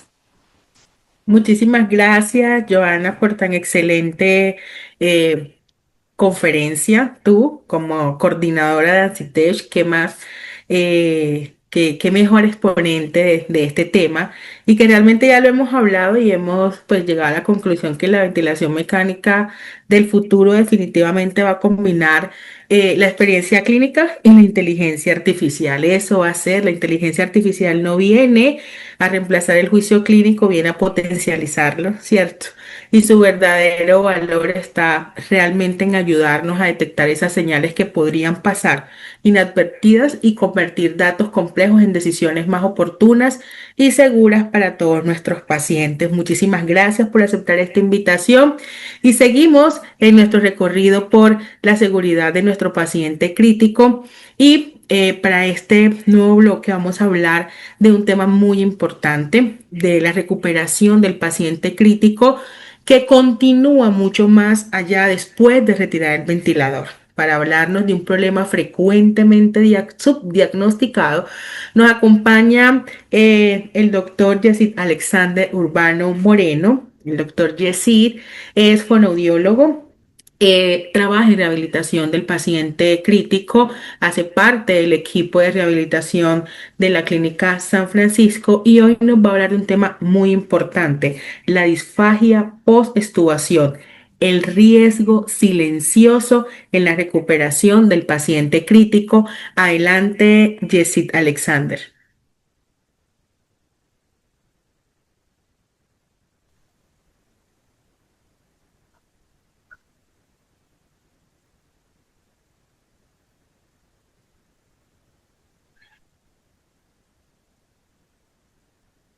Bueno, muy buenas noches. Para mí es un honor realmente compartir este espacio académico con todos ustedes. Y como se mencionó anteriormente, el día de hoy hablaré sobre disfagia post-extubación. Decidí enfocarme en una de las secuelas que considero es más subdiagnosticada en nuestras unidades de cuidado intensivo. Y para iniciar con ello, vamos a empezar hablando sobre qué es una intubación prolongada. Se considera una intubación prolongada aquella intubación que dura igual o mayor a 48 horas y su incidencia a la disfagia aumenta del 3 al 62% entre los días 5 y 7 de la ventilación mecánica invasiva. Teniendo en cuenta esto, vamos a hablar de que deja un gran traumatismo sensoriomotor a nivel orofaringolaríngeo, y a esto le podemos sumar otros factores muy importantes que ya podrían haber causado una disfagia previa, y también estudiamos el motivo que llevó al paciente a ser intubado. Por ejemplo, encontramos enfermedades cerebrovasculares más neurodegenerativas del adulto mayor. Aquí lo que normalmente encontramos son pacientes cuyos núcleos principales de la deglución se encuentra alterado. Estamos hablando de núcleos del núcleo ambiguo, del núcleo solitario, núcleo principal del trigémino, que desempeña una gran importancia desde la respuesta motora en dichos pacientes. Encontramos traumatismos craneoencefálicos moderados a severos, enfermedades neuromusculares sistémicas, hipoperfusión en el cuidado crítico de UCI, y el factor edad, entre otras causas. En este primer eje podríamos concluir de que aunque el tubo ya haya salido, no quiere decir que el paciente ya está listo para empezar a comer. Es necesario reconocer cuáles son los factores de riesgo, ¿sí? Identificarlos y tratar de prevenirlos de tal manera que podamos cambiar el desenlace del paciente. En este orden de ideas vamos a hablar sobre la biomecánica de la deglución, tratando algunos temas fisiológicos. Y encontramos la presión intraoral. La presión intraoral sumamente importante en ese proceso de alimentación y uno de los principales apoyos en la biomecánica de la deglución, y es que la presión intraoral es la presión que se genera dentro de la cavidad oral durante las fases oral preparatoria, pero también oral propulsiva de la deglución. Este tipo de presiones se produce gracias a la coordinación de órganos fonoarticuladores como los labios, como la lengua, el paladar, el velo faríngeo, que nos ayudan a mantener y formar un bolo alimenticio adecuado, mantener la cohesión y una correcta propulsión. Es por eso que cuando hablamos de intubación prolongada, no solamente nos ceñimos a la intubación prolongada, sino que vamos a ir un poco más allá de qué pasa con esa intubación prolongada. En ese orden de ideas correlacionamos directamente la intubación prolongada con la ausencia prolongada de presión intraoral, lo cual trae consigo alteraciones fisiológicas realmente graves y comprometedoras dentro de la clínica de ese paciente, como la disminución del control oral, escape posterior o derrame posterior que el paciente no logra percibir, aumento de residuos orales y faringeos, retraso en el disparo del reflejo deglutorio e incremento de penetración a nivel laríngeo. Por otro lado, encontramos dentro de la biomecánica deglutoria otro tipo de presión, y aquí vamos a hablar de la presión subglótica. La presión subglótica realmente importante en la biomecánica de la deglución, puesto que se genera en la tráquea justo debajo de los pliegues o cuerdas vocales durante determinadas actividades, como son actividades respiratorias y actividades de deglución. En la deglución normal, cuando vamos a hacer un trago, dentro de esa deglución las cuerdas vocales se cierran y la respiración se interrumpe durante un tiempo realmente muy corto. A eso se le conoce como una apnea deglutoria. ¿Qué pasa y por qué es tan importante esta apnea deglutoria? Resulta y pasa que cuando hacemos la deglución, se genera la apnea deglutoria, esa presión instantánea que se produce en el espacio subglótico contribuye a que suceda el cierre laringio, pero también a que la sensibilidad laringea esté en su máximo esplendor.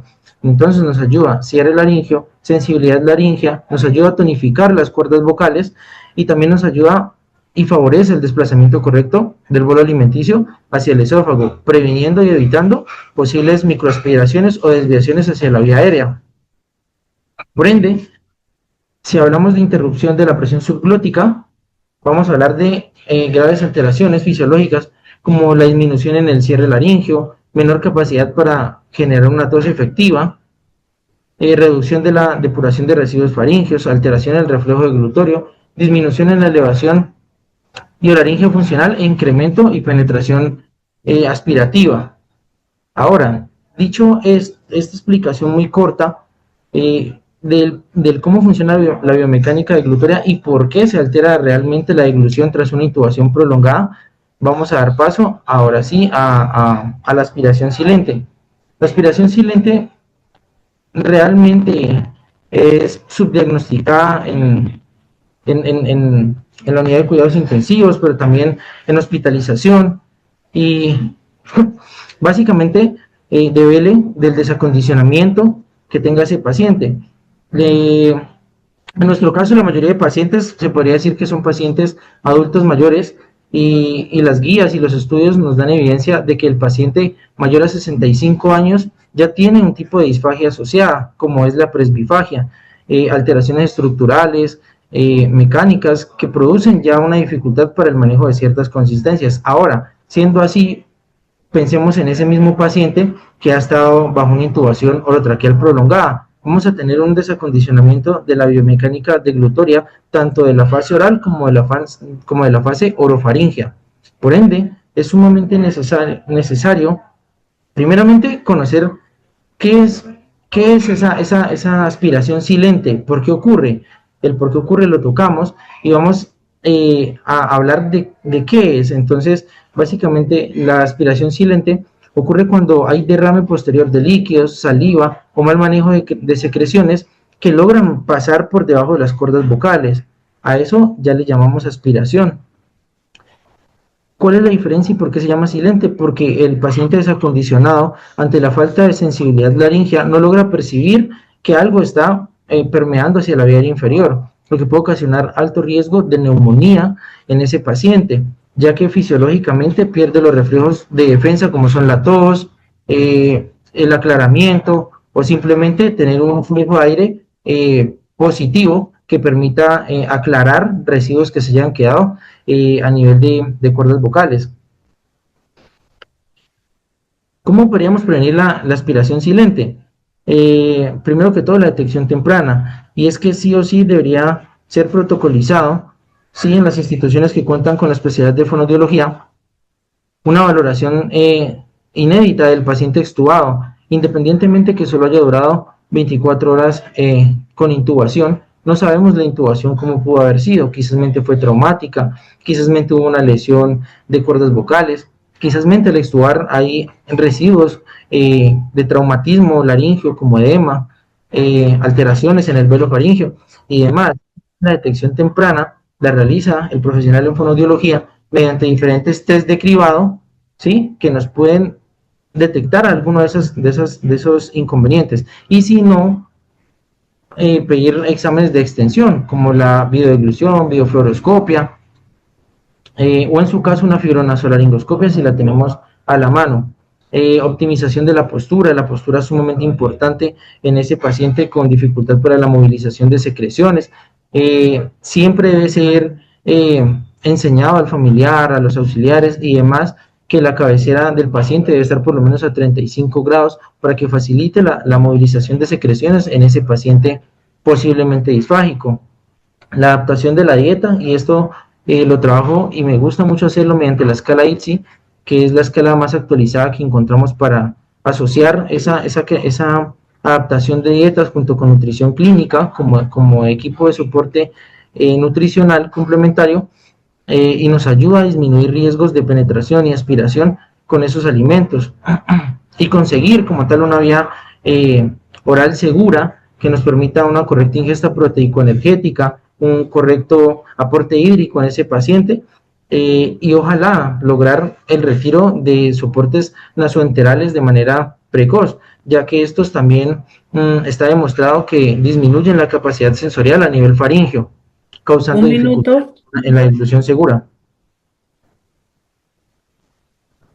La rehabilitación de la deglución se elige básicamente de manera individualizada por cada paciente, teniendo en cuenta casos en particular y necesidades de cada uno de los pacientes. El fortalecimiento de la tos, sumamente importante, puesto que es el reflejo protector primario de la vía aérea inferior. Y la higiene oral. La higiene oral minuciosa debe ser sí o sí por lo menos cada 8 horas, 3 veces al día, en un paciente disfágico, un buen sistema de succión a 4 manos en compañía de nuestros colegas fisioterapeutas. Importante también prevenir la aspiración silente, ya que tiene una prevalencia clínica y son la neumonía asociada a la aspiración, incremento de estancia hospitalaria, mayor mortalidad, reingreso a UCI, y retrasa en gran porcentaje la rehabilitación de ese paciente.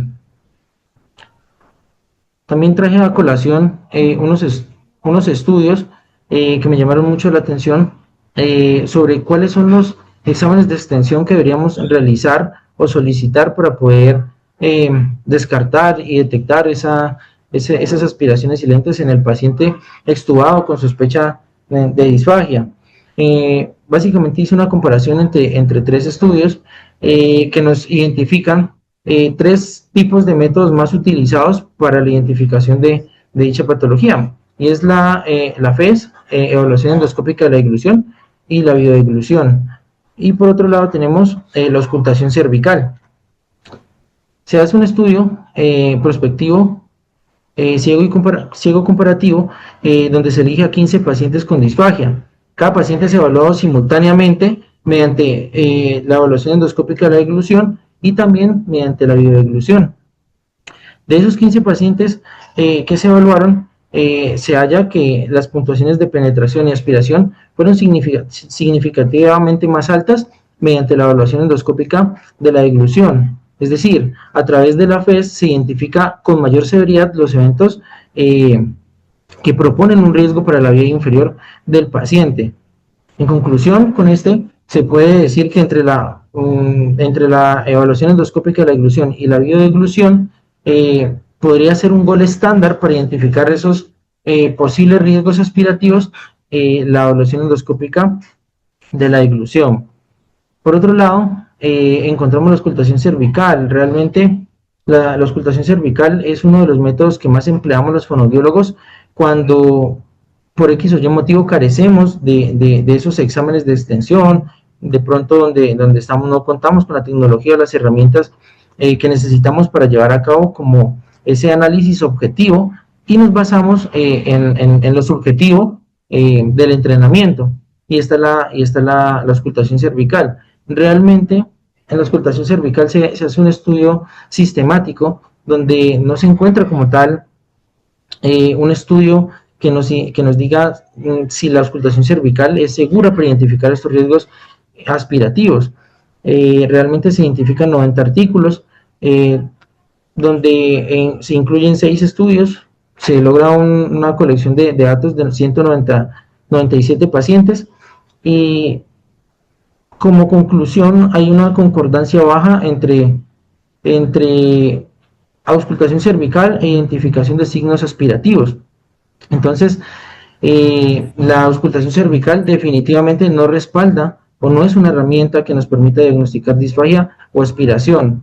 La podemos utilizar como un apoyo complementario en clínica, ¿sí? Que nos ayuda mediante ruidos comparativos que logramos percibir a nivel cervical, pre y postdeglución, pero como tal no nos alcanza para lograr diagnosticar e identificar esos riesgos aspirativos. Como conclusiones, la disfagia post-extubación definitivamente debe ser identificada de manera temprana. Es un componente esencial en la atención integral y de las estrategias de seguridad del paciente en la unidad de cuidado intensivo. La aspiración silente representa la manifestación más peligrosa.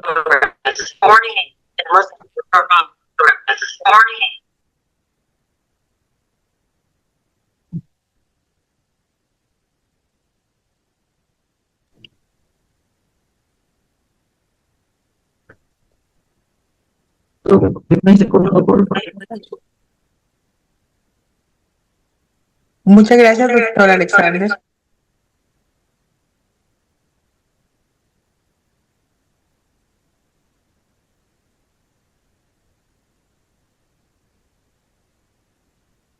La disfagia por extubación representa uno de esos riesgos silenciosos que puede afectar la nutrición, tal como usted lo comentó, aumentar la broncoaspiración y prolongar la estancia hospitalaria.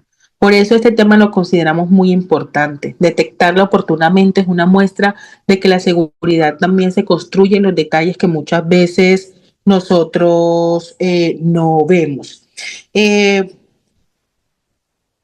Excelente exposición. Seguimos y cerramos esta jornada con una mirada estratégica hacia el futuro de nuestras unidades. Para eso nos acompaña la doctora Jenny Rocío Cadena Bolívar. La doctora Jenny es intensivista, es la coordinadora y directora pues, del Departamento Clínico de Medicina Crítica en la Fundación Santa Fe de Bogotá. Es la directora del Programa de Medicina Crítica y Cuidado Intensivo de la Universidad de Rosario. Y hoy vamos a reflexionar con ella sobre cómo construir organizaciones de alta confiabilidad y culturas sostenibles de seguridad. Doctora Jenny, para nosotros es un honor escucharla. Bienvenida. Muchas gracias a ustedes por la invitación. Quiero estar segura de que me están escuchando. Gracias por la organización de este webinar. Me ha encantado todas las charlas anteriores y bueno, creo que me tocó un tema un poquito más light o la suma de o la, sí, como el resumen de lo que podemos considerar unas unidades de cuidado intensivo de alta confiabilidad en unas unidades de cuidado intensivo seguras. Yo me pregunté un poco, bueno, primero porque me otorgaron a mí este tema y por supuesto que recientemente hemos recibido varios reconocimientos y EpiMed junto con AMSI nos reconoció nuestras unidades de cuidado intensivo como con buenos resultados clínicos y como UCI top performance o UCI eficiente, y dije, bueno, ¿dónde está el punto que yo quisiera de verdad compartir? Porque seguro que lo académico ya lo vimos en las anteriores charlas, lo que es evidente para tener una UCI segura, nuestros protocolos, el manejo en equipo quizá es claro para todos nosotros, pero dije yo, ¿cuál es esa metodología que ellos de pronto ven o que desde afuera pueden llamar esa metodología que inspira? Y decidí buscar una buena definición y me vi reflejado un poquito en esto, porque la inspiración no suele aparecer antes de empezar a trabajar, sino durante el propio trabajo, y esto yo creo que me quitó un poco el peso de encima, porque yo decía, ¿qué es eso? O sea, o cómo, o uno siempre espera estar listo para, o tener una muy buena unidad de cuidado intensivo para poder salir a mostrar lo que hace generalmente lo que hacemos muy bien. Y ese es también otro de los puntos que yo tengo supremamente claro, y acá en Colombia, no por este espacio, sino siempre lo digo en todos los escenarios, yo vivo muy orgullosa de la medicina que ejercemos en el día a día en nuestras unidades de cuidado intensivo, de la medicina crítica, y que hoy estamos aportando más a la ciencia desde el punto de vista de fisiología y de las bases y por supuesto de la medicina crítica, y de dónde nació todo eso, es de iniciar a hacerlo. Y quizá uno no inicia en la cúspide, sino necesariamente a caminar desde abajo de la montaña. Entonces esa metodología o eso que nos inspira a diario. Recientemente también en una entrevista que me hacían era ¿qué le inspira? Y no solamente el trabajo de mis pacientes, el trabajo alrededor de mis pacientes, sino de mis colegas con sus pacientes. Y es hacer turnos a las 2 de la mañana y que todos tengamos esa energía para entregarle lo mejor a nuestros pacientes. Ahí es donde encontramos inspiración. Una UCI segura necesariamente tiene que hablar de una UCI humana y todos sabemos, esta charla me quedó supremamente larga para el tiempo que me van a dar, así que voy a ir pasando rápido y específicamente parar en esas estrategias que yo considero que han hecho de nuestras unidades algo para finalmente mostrar. Entonces, por supuesto, tener la UCI con H. No tenemos la certificación dada por el Centro Español, pero ellos son muy generosos al publicar en su página web los 152 quizá ítems que ellos consideran para tener una UCI segura. Entonces, muy fácil para nosotros, si bien no estamos, como les digo, en la búsqueda de una certificación más, y a veces esa búsqueda de certificarnos a ACB, Angels y muchas alrededor que sí le dan a uno un toque sin duda de estandarización y de protocolos y de indicadores para compararse, pero más que el reconocimiento en la pared, si queríamos nosotros saber si contábamos o no con esos parámetros. Y lo que yo les invito a hacer es, más que pedir o que ir a pagar, lo que si tienen las posibilidades, seguro que esto va a sumar, pero si no, pues evaluarse en cada una de sus unidades para saber qué tanta humanización hacen, y eso tiene que ver mucho con la atención centrada en el paciente, que hoy se habla en todas las instituciones de salud, en el paciente, en la familia y en el personal, en quienes quienes cuidamos a los demás. Entonces lo ideal es, o sea, lo que se quería es recuperar esa visión integral sobre el usuario, que jamás debimos relegar y dignificar nuestro trabajo. De eso se trata HUSI, tiene un inicio muy bonito y todos conocemos de pronto esta historia que en España, cuando llaman a la UCI como la sucursal del infierno, yo creo que algo le tiene que sonar a uno, algo tiene que decir, o sea, yo estoy trabajando todos los días, me levanto y también recientemente les decía, si alguien tiene un propósito, somos los que trabajamos en la unidad de cuidado intensivo. O sea, nosotros, que hoy todo el mundo está buscando el propósito de vida, nosotros nos sobran razones, y es darle la cara a un solo paciente y decir que ahí tenemos mucho por trabajar, ¿cierto? Entonces, pensar en un poco que ese lugar de nuestro trabajo sea esa sucursal del infierno para alguien, pues nos genera varias preguntas, y ahí viene, por supuesto, la despersonalización, el burnout de las personas, y que nosotros tengamos en cuenta eso en mente hace que nuestro cuidado sea distinto, que nos debemos cansar, que nos cansemos, por supuesto, está aceptado, pero que podamos levantar la mano a tiempo también. Y nosotros dentro de nuestra organización tenemos una cultura de cero maltrato para afuera, para nuestros pacientes, para nuestros residentes, pero tampoco estoy dispuesta yo como colaboradora a recibir maltrato. Entonces esas son como unas bases que se van sentando. Y más adelante también voy a hablar del liderazgo que la institución promueve, y es la creación de empoderar a todos, de volver líderes a todos, porque si yo me vuelvo líder, es decir, que mi voz tiene una importancia, un impacto en el otro, pues yo voy a ser más responsable con lo que digo, hago o quiero transmitir.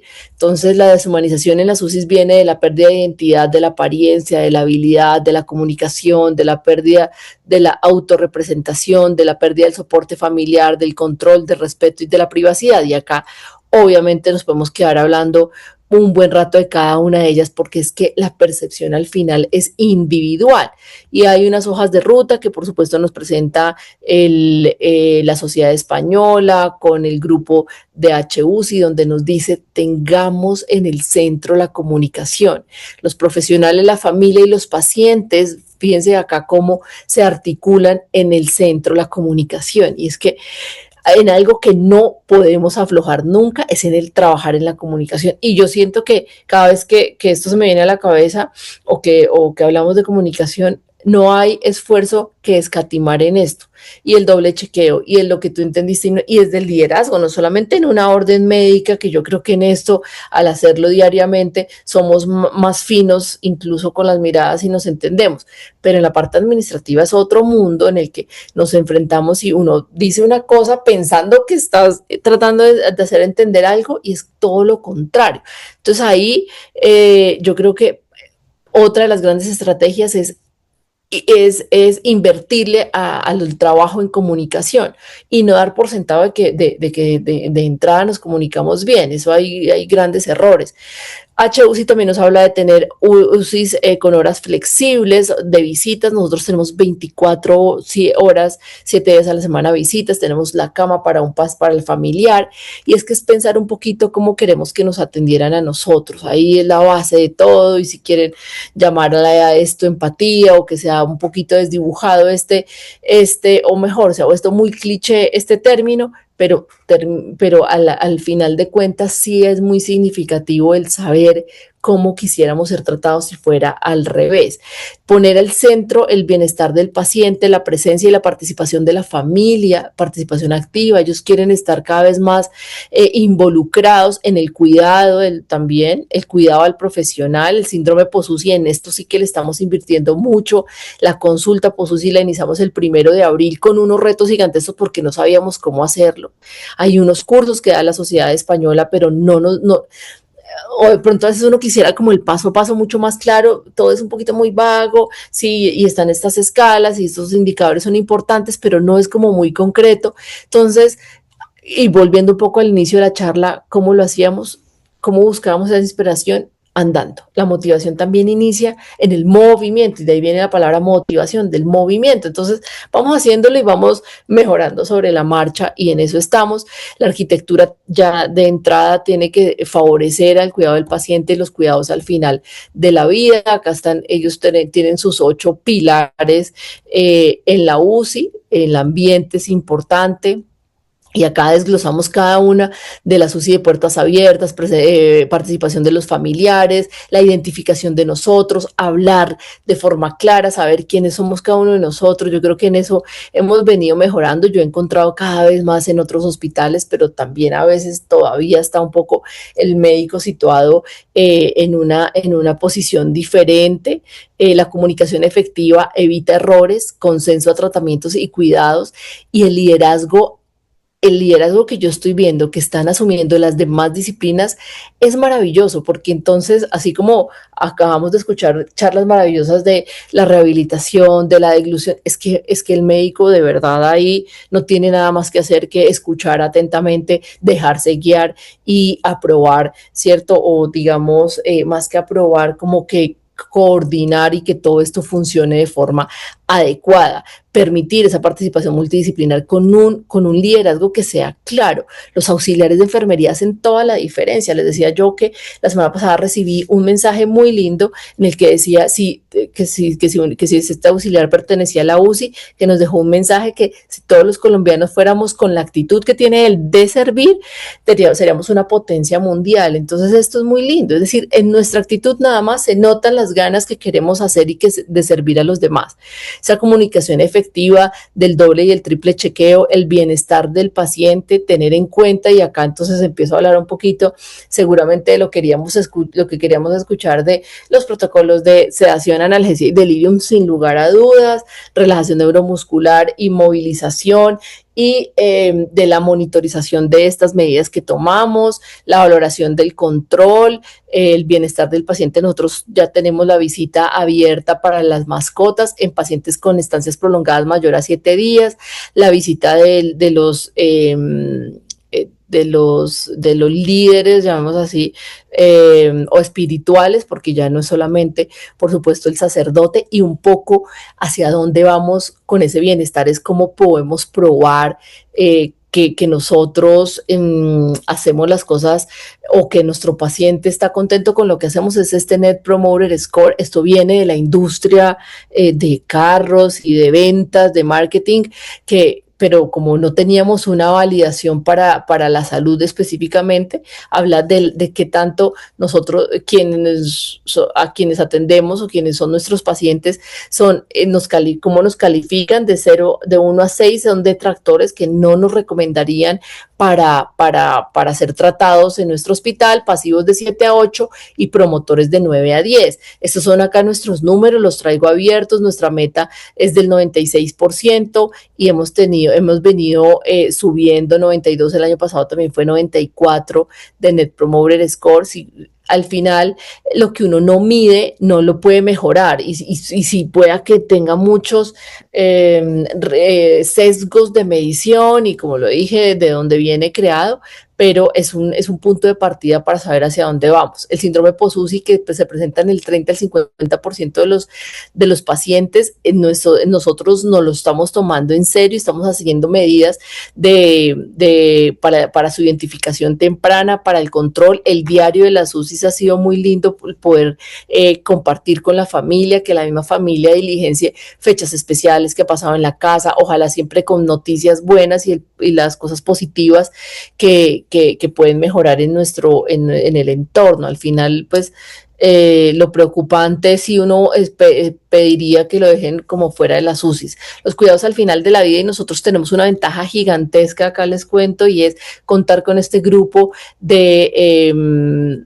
bioética y humanismo, del servicio de bioética y humanismo. Están todo el tiempo a la mano, todo el tiempo una llamada, nos acompañan en decisiones difíciles, en juntas, y eso ha hecho totalmente la diferencia y también ha cambiado nuestro discurso. Si ustedes se pueden apoyar o tienen ese servicio, mi recomendación es úsenlo más de lo que uno cree, y creo que ya completamos más de 10 años trabajando con ellos y el discurso de nosotros ha cambiado, es qué quería el paciente de hecho desde antes. Pongámonos en la situación del paciente, en ese bienestar que quería, y no están simplemente para parar o para decir, no, están para apoyar también muchas veces en las que queremos seguir. Musicoterapia, mascotas, la infraestructura, el ambiente saludable, sin lugar a dudas, hace totalmente la diferencia en estar pues rodeado de luz natural o no. Nosotros hemos tenido reconocimientos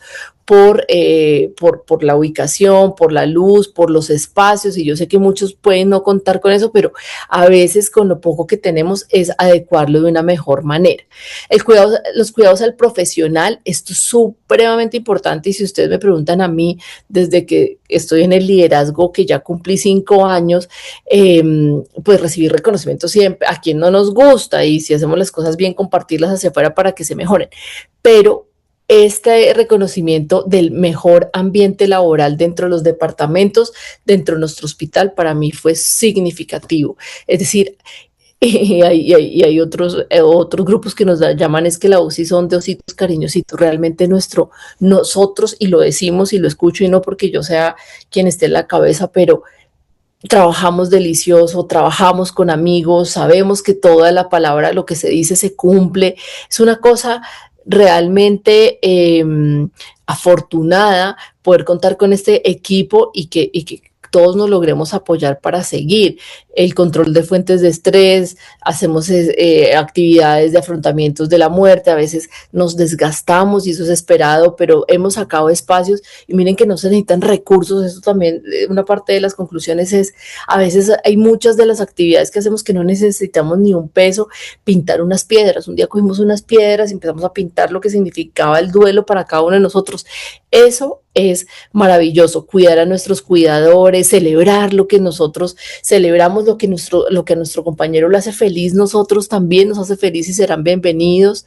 El crecimiento profesional, pensemos siempre, quienes tenemos la posibilidad de liderar a los otros, es cómo podemos ayudar a que nuestro equipo pase al siguiente nivel. Como si tenemos una relación con algún hospital, que nos reconozca que somos profesores de ellos, o si no, o que nos den incluso nosotros recibimos bien todo, al final hasta los descuentos que nos dan para educación continuada, porque las universidades acá en Colombia también ofrecen un sinnúmero de capacitaciones que son valiosas y esto simplemente es una reinversión casi, si lo podemos llamar así, en el éxito del, no lo quería poner en palabras de negocio, pero de esto que hacemos para hacerlo cada vez mejor, de este servicio que prestamos. Lo que queremos a veces y lo que buscamos no es que nos den más dinero, que nos reconozcan, pues sí quisiéramos tener otras, como hablo ya en general, condiciones laborales en cuidado intensivo, pero cuando tenemos o como lo que tenemos debemos buscar cómo mejorar. A veces es lo que les digo, esta educación continuada, buscar relacionamiento con otras universidades, apoyar las publicaciones. Hay quienes definitivamente no tienen esa, llamémosla vena, para enseñar y ser profesores, pero quieren investigar y estar de pronto más encerrados y en algún lugar o en algún laboratorio, pues será bienvenida las habilidades de cada uno, pero busquemos ese respaldo para publicar, porque en Colombia y en países como nosotros que a veces, dependiendo bueno, las revisiones que hagamos, entonces estamos en países en desarrollo, a veces ya estamos medio de los desarrollados y ahí no obtenemos los descuentos que queremos, pero busquemos, apalanquémonos en las posibilidades que podamos tener. Entonces, ¿qué más tenemos por hacer? Es redefinir el humanismo en la UCI, más allá de una simple atención empática, persona como un todo, dignidad, necesidades, un ambiente donde se respire respeto, apoyo y conexión. Esto es otro cosa que recientemente nosotros estamos haciendo, es el Language of Caring, que esto es de la organización de Plaintree International y habla de la comunicación con empatía. Son 8 módulos, tuvimos que hacer un curso y yo les digo que muchas de las cosas que están acá cambiaron nuestro actuar día a día. Si soy honesta, que siempre soy, pero quisiera, yo creo que tocas como en todo hacer para el control de infecciones asociadas al cuidado de la salud, para las medidas hay que educar y reeducar en nuestras unidades. Entonces, si bien nos ayudó bastante estos módulos, si uno los suelta en algún momento, pues ahí estamos fallando, ¿cierto?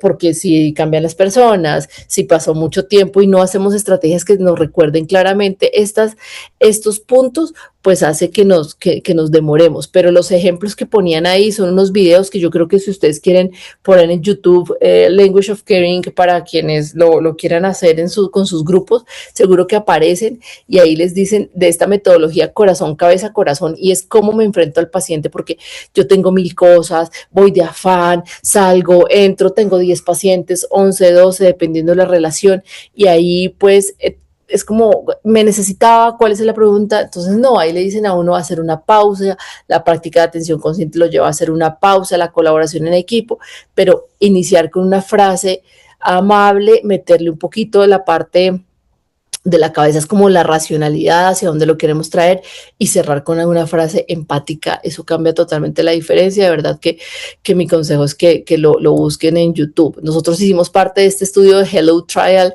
en la Sociedad Europea de Medicina Crítica y Cuidado Intensivo con unos resultados interesantes que hablaban como de unas estrategias para implementar y disminuir el burnout en nuestros pacientes, en nuestro equipo. Entonces, tableros, comunicación abierta, y ahí nos llevamos como unas rondas tempranas en la mañana donde podamos hablar de otras cosas, liderar con el ejemplo. Si lo pueden también revisar, nos da unos insights interesantes de los resultados. Doctora Jenny, un minuto. Para ir concluyendo, eso quería yo decir, o sea, cómo podemos generar esa conciencia, y yo creo que esto no es mío, esto es del liderazgo y lo veo de forma transversal en mis compañeros, en mis colegas, que venimos con un liderazgo disruptivo. Ya no queremos ser esa cabeza que tiene la única razón. De hecho, creo que estamos lejos de pensar así, sino sabemos que todos suman y que esa persona, ese auxiliar, la señora del aseo, si la logramos empoderar para el adecuado control de las infecciones asociadas al cuidado de la la salud, pues vamos a tener unos grandes resultados, pero escuchando, aprendiendo esa escucha activa y diciendo, yo no tengo la razón en todo, no me lo sé, pero si yo no sé, me puedo rodear de los que sí saben hacerlo y siempre pues podemos ser cada uno de nosotros mejor. Esta fue una entrevista que me hicieron, donde mi conclusión es que el liderazgo mío ha sido colaborativo, es decir, todos participan, todos pensamos en un futuro mejor para nosotros y para el paciente. También tenemos esta estrategia de 5 minutos para seleccionar, ordenar, limpiar, estandarizar y mantener. Esto es una estrategia de los japoneses que siempre nos dicen mantener limpio, despejado, abierto, espacios para nuestros trabajadores, para que podamos poner lo que queremos expresar, incluso pudimos contar tenemos el Cine Colombia va a nuestro auditorio y podemos sí, con cierta frecuencia ver películas nosotros y los pacientes, el trabajo en equipo con enfermería.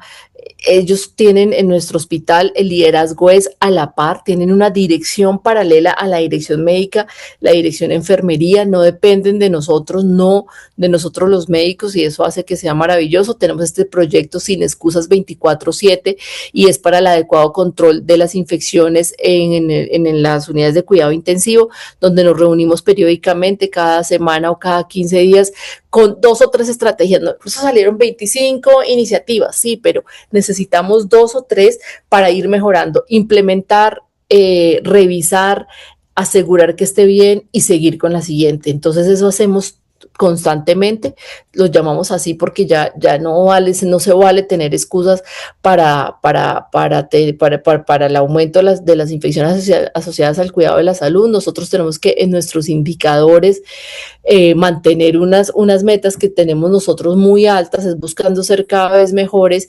y con la reunión y la participación activa y el delegar responsabilidades. No es como, es que entre todos dijimos y acá todos hicimos, no, a mí que me corresponde y esto que me corresponde a mí hacerlo lo mejor que se pueda. Hemos traído en el mes de atención central en la persona, nos hemos también salido un poquito de la caja pensando diferente y llevamos un señor con cuencos tibetanos y música y luces a curar, pues abriendo un poquito, no, como ya lo dije, más la mente, a cuidar otros espacios de la mente de los pacientes, de la familia. Fue muy bien recibido, aplaudido, y esto es como que lo traigo desde otros implementos, pero sin un peso hemos podido empezar proceso activo de educación multinivel, entrenar equipos, organizar el equipo multidisciplinario, presionar a los directivos, decidir qué queremos hacer para nuestros pacientes y humanizar. Yo creo que es un camino, por supuesto, a la excelencia y la metodología. Al final, esta que inspira es la que nos ayuda a mejorar la cercanía, empatía y autocrítica con capacidad de mejoramiento. Soñar en grande para poder tener un camino más claro por el cual caminar para tener nuestras UCIs cada vez más seguras y confiables, y pues agradecerle por supuesto a todo mi equipo multidisciplinario. Quedo feliz de acompañarlos en las preguntas y gracias nuevamente por la invitación. Muchísimas gracias, doctora Jenny, por tan excelente exposición, por abrirnos la mente a que sí se puede. Las organizaciones altamente confiables no son aquellas que nunca fallan, son aquellas que desarrollan la capacidad de anticiparse, así como usted lo ha mostrado, detectar precozmente los riesgos y aprender continuamente de ellos. La seguridad no es un destino, es un proceso que se tiene que generar día a día y que tiene que estar en permanente mejora, y que este proceso tiene un sello que se escribe con H, porque es que nuestras unidades se deben escribir con H de humano, con H de humanización, con H de humanidad, pero también con H de habilidad, de humildad, para poder entregar todo ese conocimiento. Al llegar al final de esta jornada y de nuestra semana de seguridad del paciente, quisiera invitarlos a una reflexión corta. Durante estos días hemos hablado de comunicación, de uso de vasoactivos seguros, de nutrición segura, movilización temprana segura, ventilación mecánica segura, extubación segura, inteligencia artificial, disfagia, organizaciones altamente confiables y humanas. Y pues a primera vista pueden ser temas diferentes, pero en realidad todas comparten un mismo propósito, y es evitar el daño mientras cuidamos. La seguridad del paciente no depende únicamente de grandes inversiones, así como lo dijo la doctora. no depende de nuevas tecnologías o de complejos sistemas de gestión. La seguridad comienza cuando un profesional decide verificar una identificación, revisar una dosis, escuchar una preocupación de su equipo, cuestionar una decisión insegura o detener unos segundos para confirmar que así lo correcto. Las grandes transformaciones de pequeñas acciones repetidas con excelencia. En la UCI, todos los que me escuchan, trabajamos en el escenario quizás más complejo de la medicina. Sin embargo, nuestra misión sigue siendo profundamente humana, tal como lo dijo la doctora. Pensar y llevarse esta reflexión. Detrás de cada ventilador hay una persona, detrás de cada monitor hay una historia, detrás de cada indicador hay una familia que espera, detrás de cada decisión estamos nosotros. Por eso cuando hablamos de una UCI segura, hablamos de una UCI donde el conocimiento, la ciencia, la tecnología y la humanización trabajan juntos para proteger la vida. Gracias, doctora Jenny, gracias a cada uno de los conferencistas por compartir su experiencia, su conocimiento. Gracias a los participantes que aún están con nosotros por mantener viva la cultura de la seguridad y por supuesto gracias a la AMSI que lidera todos estos espacios de construcción colectiva y que nos llevan a una convicción clara. La seguridad del paciente no es responsabilidad de algunos, es responsabilidad de todos. Recordar que AMSI somos todos y que seguridad del paciente críticos somos todos y que cada día cuando nosotros entremos a nuestras unidades de cuidados intensivos podamos recordar que nuestro mayor compromiso es uno solo, cuidar sin daño. Muchas gracias a todos. Los invitamos a que hagan parte de este Comité de Seguridad del Paciente Crítico, que hagan parte de la Asociación Colombiana de Medicina Crítica y Cuidado Intensivo. Llegamos a nuestro final de esta semana académica de seguridad del paciente. Nos encontramos el próximo año para una nueva entrega de esta semana de seguridad. Los esperamos que continúen con la ANSI y con toda la programación. Muchísimas gracias.